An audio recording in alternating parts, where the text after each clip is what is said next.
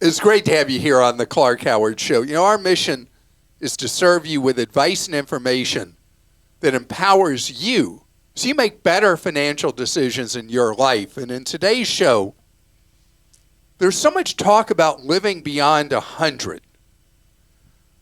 I'm not going to make it to 100, but longevity science is big business. Remember there was some guy who was spending all this money, really wealthy guy, just to try to live to like, I don't know, 135 or something. Anyway, what about your financial security if you live a really long time? Also, there have been some reports in the news about the potential for months-long blackouts due to the weather. Don't believe it, don't believe it, don't believe it. A lot of hand-wringing about this. I'm going to tell you what's really going on with the power grid later in today's podcast.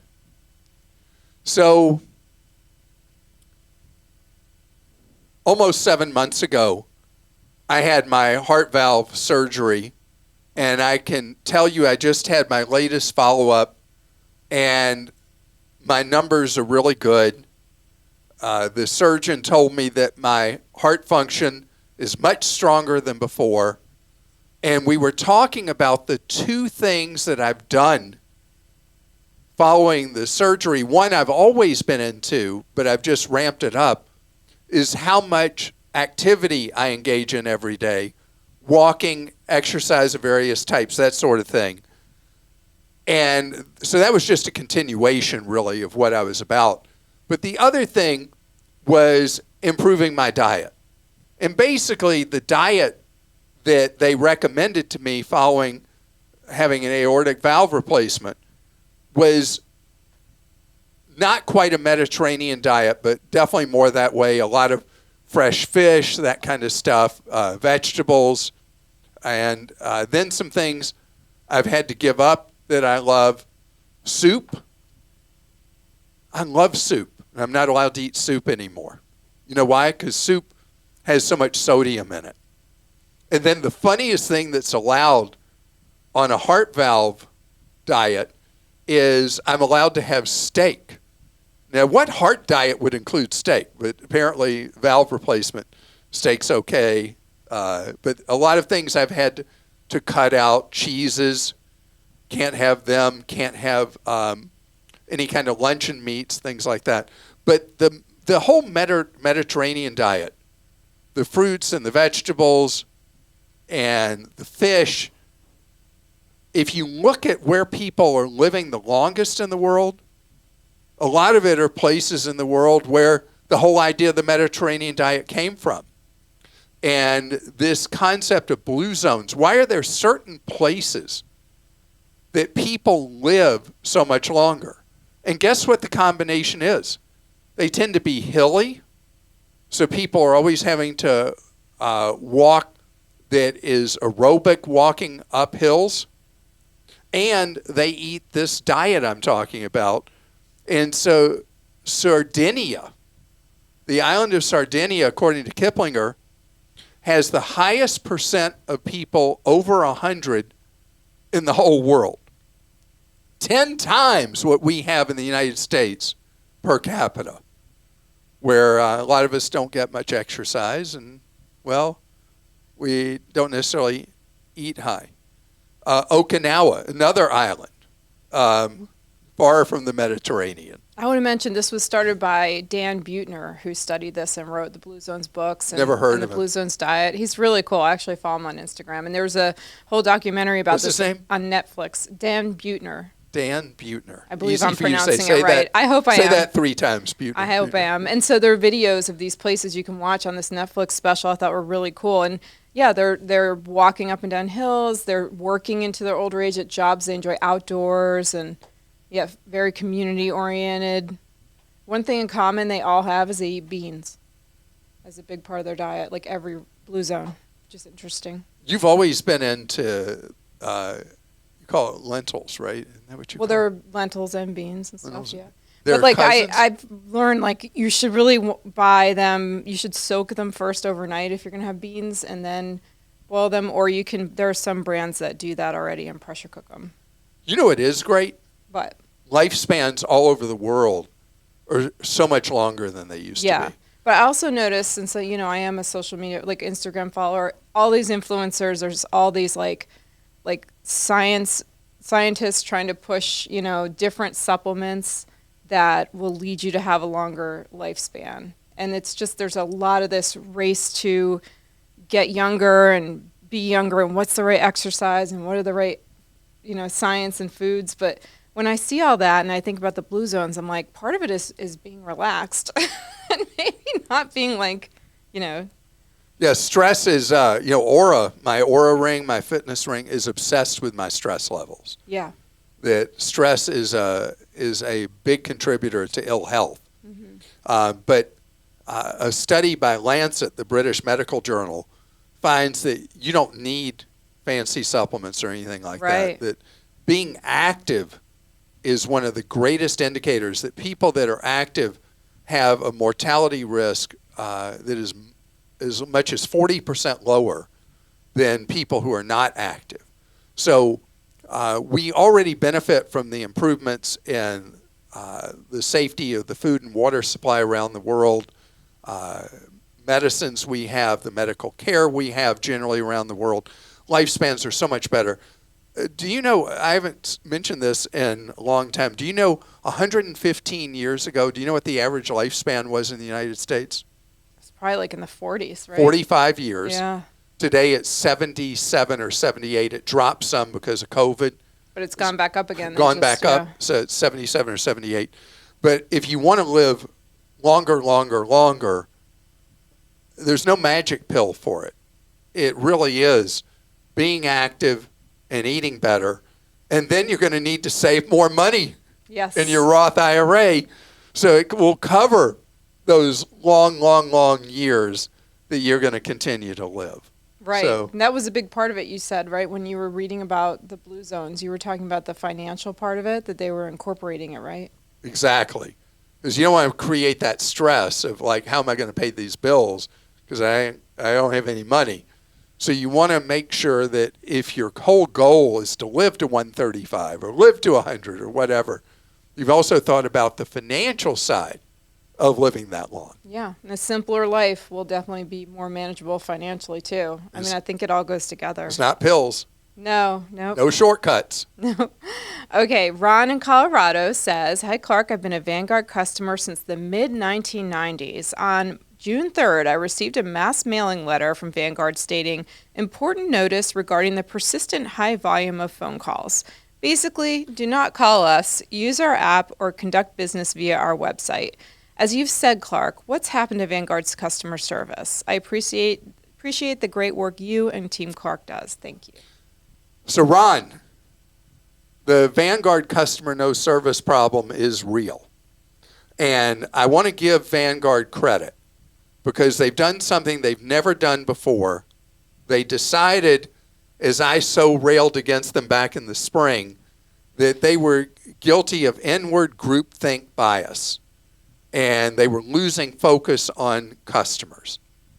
And so Vanguard, for the first time in its history, has hired an outsider to break things and put a new focus on customers, which he said in his initial statements was one of the big things he was going to work on was the customer no service problem at Vanguard. He didn't use my words, customer no service.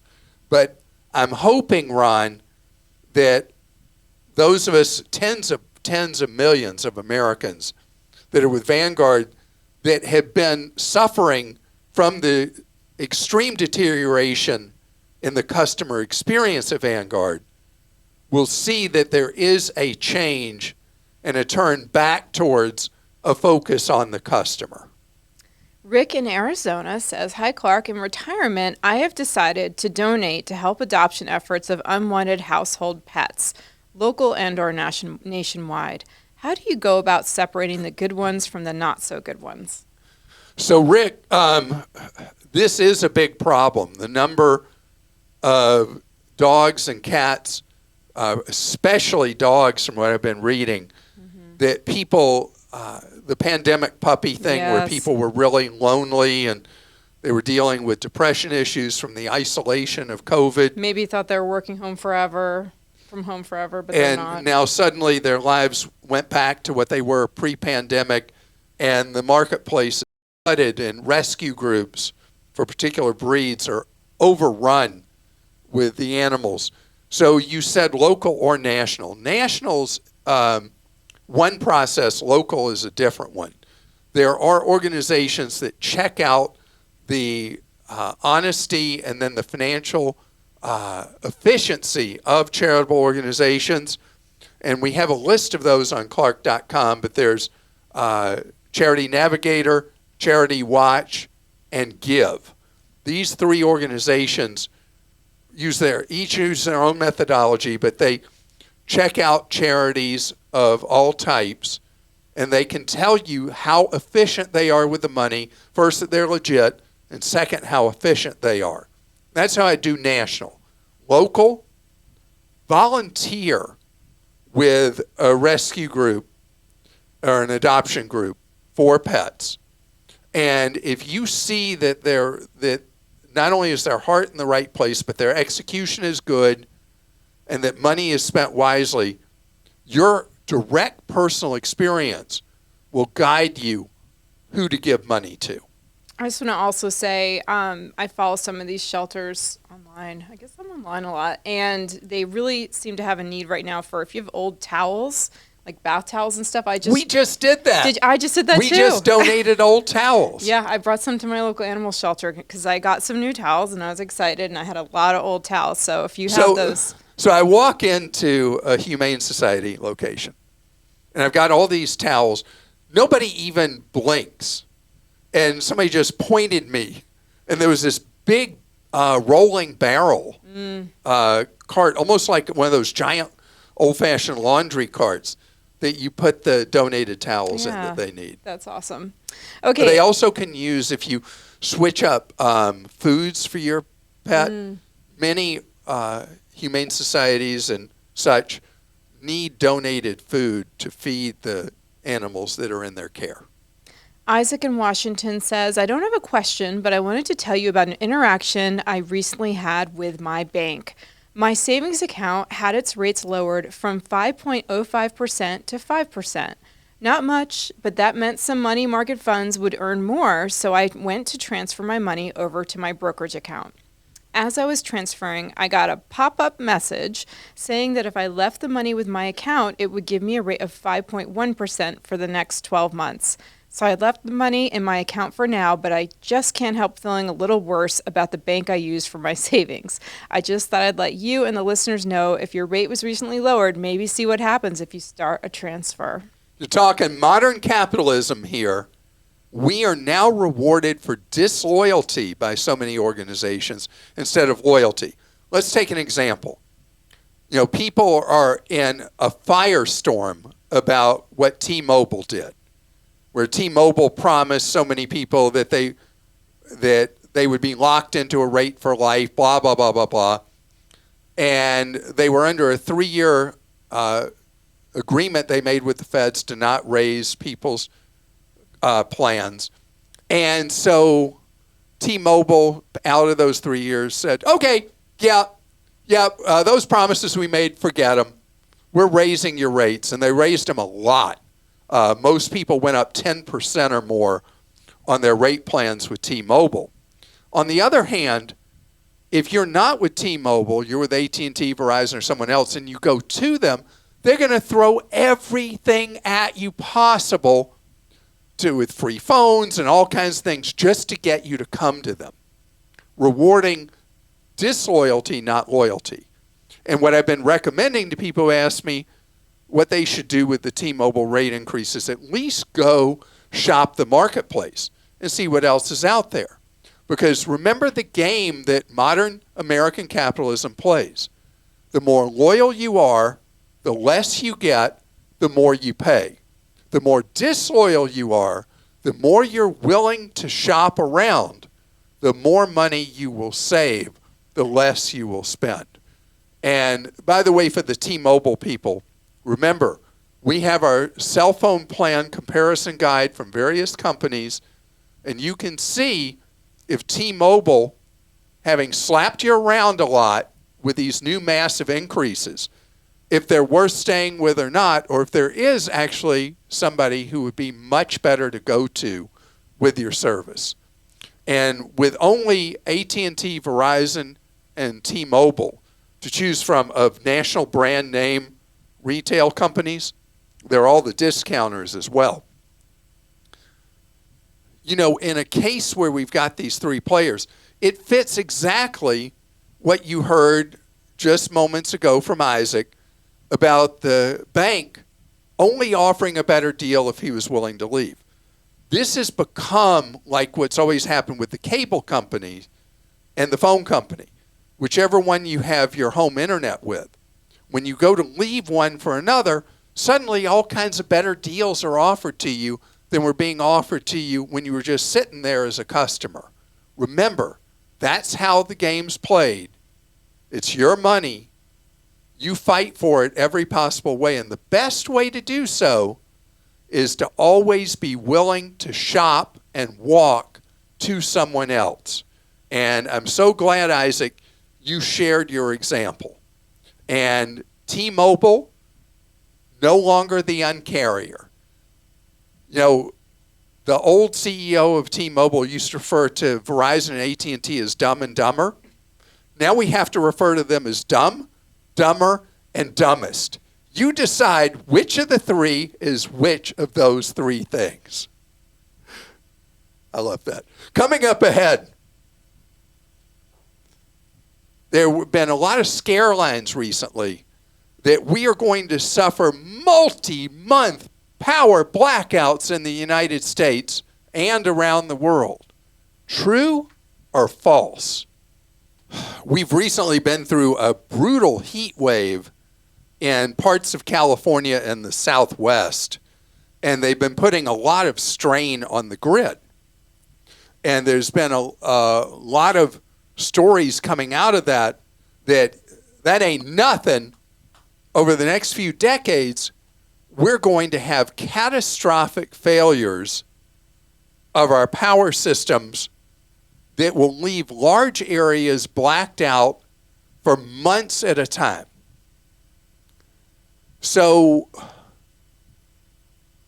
there's no doubt that we're in a cycle of rising temperatures. It's clear. And there's no doubt either that we're seeing strains on our power supplies.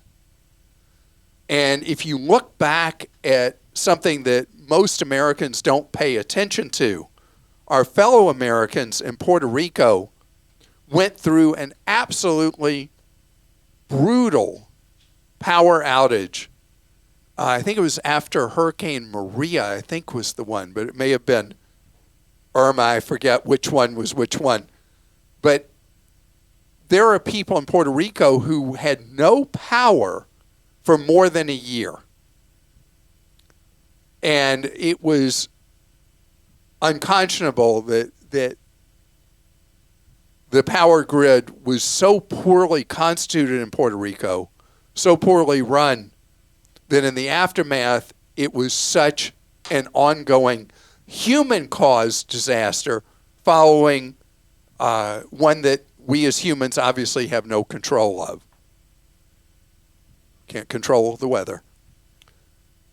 So these scare lines about the grid just completely having a nervous breakdown. Outside of war, no. Outside of the odd thing that happened in Puerto Rico, no. In fact, more and more ideas are coming alive to make the grid more resilient. There's just an article in, was it Barron's? I think it was Barron's. Possible it was the Wall Street Journal, not Barron's. Apologize. About new low-cost things that are being done that make the grid, and they're quick to implement, make the grid much more flexible and more reliable. Two, the improvements in battery backup for the grid, for power providers, unbelievable, incredible progress in very short periods of time, being able to use batteries to back up peaking times for the grid happening all over the country, and improvements in the energy efficiency are driving down the cost of that battery technology to a tiny fraction, cents on the dollar, what it used to cost even not that many years ago to produce backup power from batteries. You know, we will figure this out. And I think it's one of those areas that we suffer from static analysis. We look at where things are right now and we say, oh, well, nothing's going to change, but all these things are coming that can cause a train wreck. The reality is we're going to fix the reliability of the power grid. And we're going to have some disasters till we really get our arms around it, like Texas had a couple of winters ago when there were people who froze to death, when the weather was abnormally cold and the grid basically froze up for days on end, and the grid did not restore in time. But a lot of effort's been put in since that to make the grid more reliable. Having your own generator. Mm-hmm. You about to say that? I was going to say, well, I was actually going to say, what do you think about, I hate to be paranoid, but one of the reasons I got a whole house generator was like the potential of a foreign actor. Yeah. I mean, you know, the foreign, you know, war situations, foreign actors attacking the grid, that's a real and possible danger. But it probably wouldn't be down for that long, really. We would get it back up, right?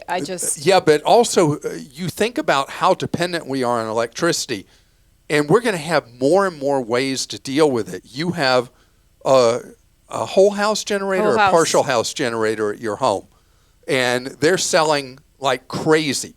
There's more and more battery backup available for local in your home that will provide key systems in your home. I mean, we are working on systemic-wide solutions and individual solutions both. And so human beings adapt. We do. And so when you see a headline how you could be without power for 6 months at your home, whatever. Yeah, but that would be if we did nothing. And we're not going to do nothing. We're going to respond, we're going to react, and we're going to, Americans aren't that good about acting and pre-planning. We're really good at reacting after a crisis. But we know that having the ability to, if you have someone in your home that depends on medical equipment, having some form of backup power at your home becomes very important. There are many circumstances where this is not something to wait to react to, you act on. But no, the power grid is not going to melt down absent war. Richard in Connecticut says Frontier has the Go Wild Pass with a variety of options. How is this rated, and what other airlines have similar plans?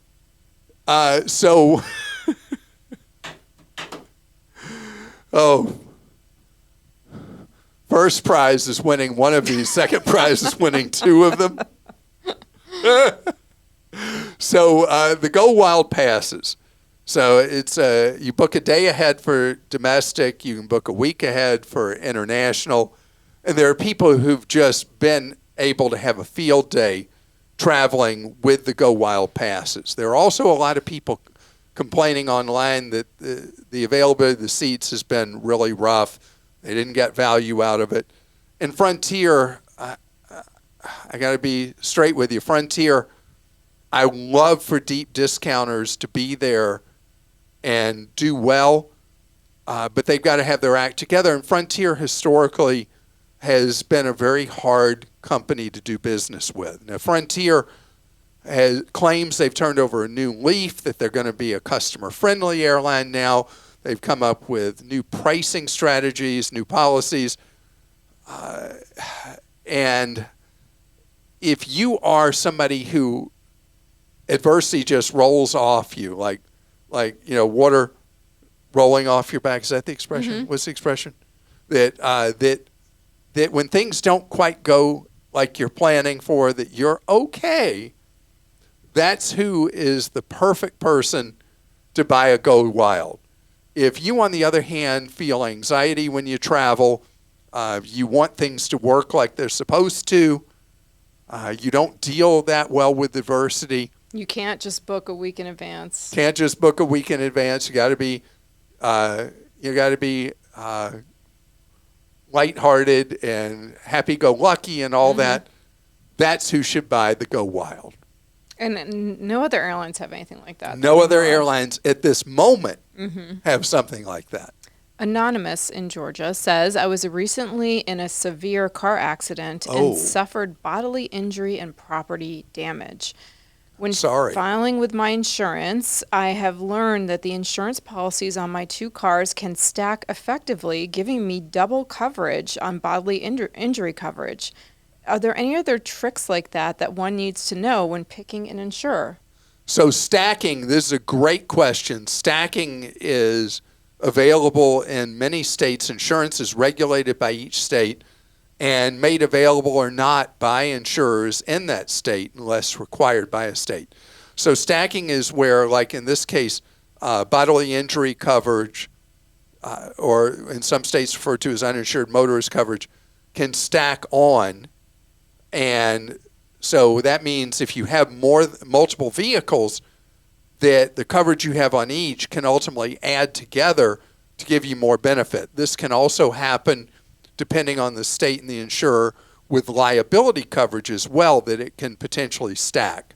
So this is something that's really good to ask your insurer. The additional cost for stacking is so tiny in an auto insurance premium, it's crazy cheap in most any example I've ever heard of. And I hope that you make a full recovery from the injuries you suffered in the accident. Definitely. Okay, this is from Brandon in Pennsylvania. I want to share a good laugh with my fellow Clarkies. Clark, I hear you talk about the horrible changes in many rewards programs, but I haven't heard you talk about the Starbucks rewards program, probably because you're not a coffee guy, unfortunately. I got an email this morning detailing this week's incentive. You can earn 15 bonus stars, which are Starbucks points, for visiting 5 days in a row, and 40 if you visit 6 days in a row. Anyone who frequents Starbucks knows this is an absolute joke. It is literally the worst offer I've ever seen yet. To put it in perspective, if you wanted to redeem stars for a free regular coffee, nothing fancy, it would be 100 stars. So they can't even give us a regular coffee after 6 visits on consecutive dates. That's a huge no for me. I'm glad I don't go there for the points, just the tasty espresso drinks. Just give me my macchiato and keep your points. I see that word on the screen. I'd never know how to say that. Oh. So my family challenged me recently to taste coffee. Mm-hmm. And I did, and I didn't get it. And how was the coffee prepared? I don't remember. It was like a cup of coffee. Did you have cream and sugar in it? Was it plain black? It was plain black. Oh, well, I mean, come on. Well, I didn't get it. But, okay, so Starbucks is trying to, I've been reading about this, even though I don't understand coffee. Starbucks is trying to reorient their program towards on-the-spot discounts rather than the way it used to work, like an airline frequent flyer program with, come here, just buy another one, get your extra points, get your freebie. And I don't know, you don't go to Starbucks much anymore. No, I don't. But we talked about this a little while ago on the podcast, and I want for people who are not watching our YouTube show and instead are listening to the audio podcast, Christa, in honor of this question, is wearing a Starbucks-themed exact green. And I brought my own coffee with me today. But look at your blouse. I mean, isn't that Starbucks color exactly? It's also even like the right shade of green? Clark.com color. That's what I was thinking. Well, because it matches our podcast logo. But what were you going to say? We talked about it. Oh, just I always sign up for the offers and then don't worry about achieving any of them. But I'll sign up just in case it happens to happen that one of my kids or somebody uses it enough and I get the bonus stars. But I don't. But forget the bonus stars. Are you seeing what I've been reading about that Starbucks is offering point of purchase discounts. I don't go there enough to even get that. It's crazy. Okay. I used to go every day years ago, but now that I have my own home, I got my own home espresso maker in January of 2020, and that thing has ended up being a very good investment for me. Wait, so how did you know COVID was coming? I know, right? I got very lucky that I bought it right then because it really worked out, and I love the coffee I make from it. I buy bulk beans, and it grinds the beans, so I really have taken down my habit in terms of cost. My wife Lane she loves coffee and says she can't ask her a question until after she's had a cup of coffee in the morning. Same. And so she uses this thing called a Nespresso, and it has to be a special kind of capsule.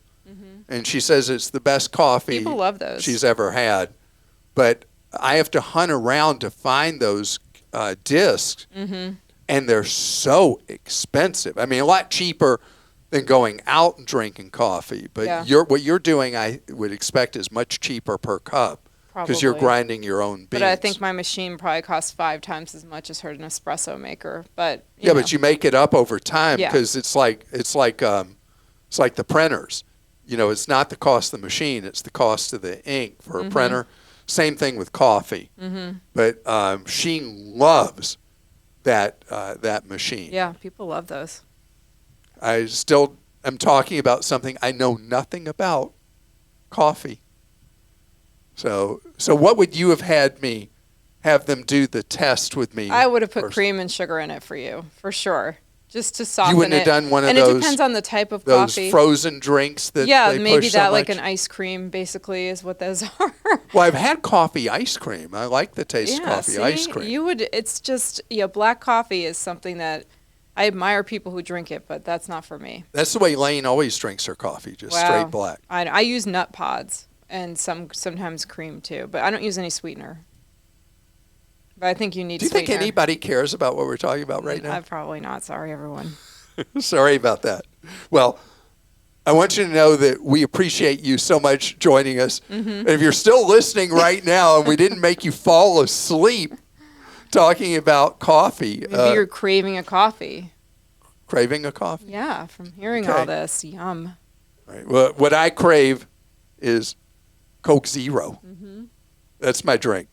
And no, I'm not paid by anybody. No. I'm unbought and I had to unbossed, cut out but my afternoon coffees, by the way. I'm decaf now if I want a cup of coffee. Oh, because it was keeping you awake at night? Yes. Caffeine doesn't seem to affect me sleeping. Wow. It's impressive. I don't know. Not this girl. But enough. Just remember what we're all about. It's you.